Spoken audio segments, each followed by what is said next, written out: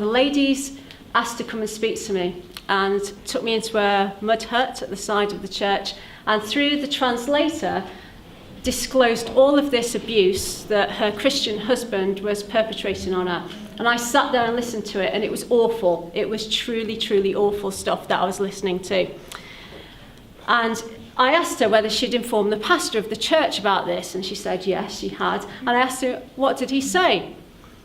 I'll never forget the words she said. She said, he told me that I should pray more, submit more, and stop nagging him. That made me so angry but there was worse to come.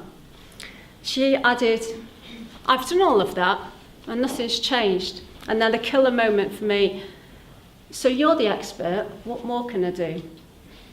At that point, I think my heart shattered into a million pieces. It took all of my ability to withhold the tears coming from my face. So I told her how to keep herself safe in her own home, but I knew that actually what was needed here was some fundamental change.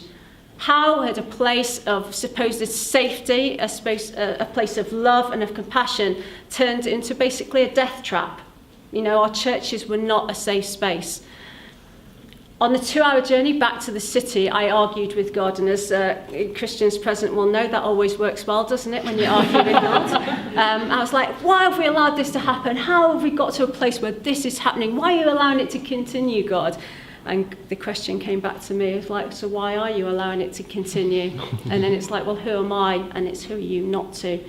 So with that little faith, we started the journey to establish Restored. Restored is an international Christian alliance to transform relationships and end violence against women. My co-director, Peter Grant, is in the room here. I can't spot him. Christian Aid is a part of that movement. It's a great privilege to be members with them. And Bishop Rachel, as you've heard, is an ambassador, and we have Susie Flashman-Jarvis is our ambassador here. And really what we want to see is that every church to have a policy, a procedure and a process in place to end and prevent domestic abuse. We work internationally through member organisations to end violence against women. And gender equality and women's empowerment is at the heart of all of what we do. Its inclusion within the Sustainable Development Goals is really fundamental and demonstrates the critical importance of bringing about human flourishing for all. And as we've heard, Goal 5 is about achieving gender equality, and one of those targets is ending violence against women. Eliminate all forms of violence against women and girls in the public and private spheres, including trafficking and sexual and other types of exploitation.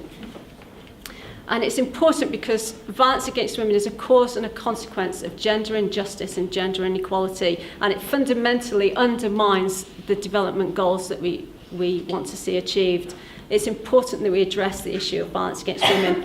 And it's universal. 1 in 3 women globally will suffer violence in a lifetime, and it's 1 in 4 women in the UK. So if you think about how many women are in this room, divided by 4, that's potentially how many women could be affected by abuse in this very room tonight. And it's important that we look at the underlying drivers of violence. It's fundamentally about power and control and abuse of that power and control over another person. And what we're generally dealing with at Restored is about the abuse of male power over women. And that's something that we need to acknowledge and actually address. It can be uncomfortable, particularly for the men in the room that start to feel a bit shifty at this moment in time. But actually we need to recognise that there are good men in this room. I mean, we need good men to make a stand to end violence against women, and that's why as Restored we have our First Man Standing campaign, where we get men to sign up to the White Ribbon Pledge to never commit, condone or remain silent about abuse, but to challenge other men's attitudes and actions, like maybe an international leader. Who is challenging him with his attitudes and actions? Are men stepping up and actually challenging him? And we think, how have we got so far away as a church from the model of Jesus as a model of masculinity, a model of service rather than status, a model of giving away and empowering others rather than grasping hold of power?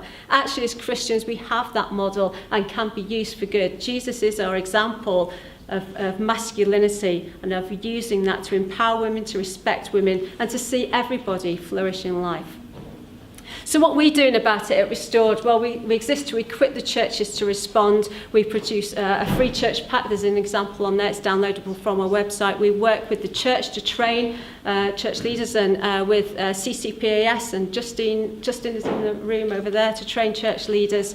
And what we want to see is a safe space for survivors to be able to get the help and the support that they need, both in the UK and internationally, to break the silence and the shame and the stigma around abuse.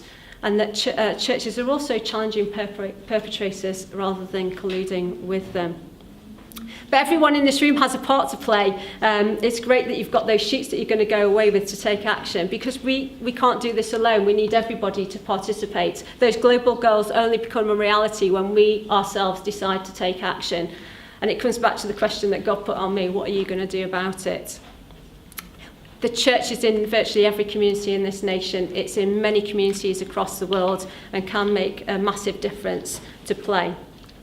So I'm excited that we're in a room full of great people, leaders represented from the media, the church, government, and lots of different people in this sector, because together we can achieve so much more and bring an end to the scourge of violence against women.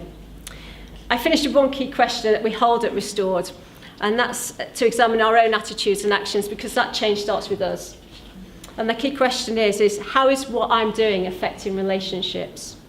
How is what I'm doing affecting relationships? Am I using all of who I am to empower and build others up? Or am I using the power that I have to diminish and dominate? We all have a choice to make. What will yours be?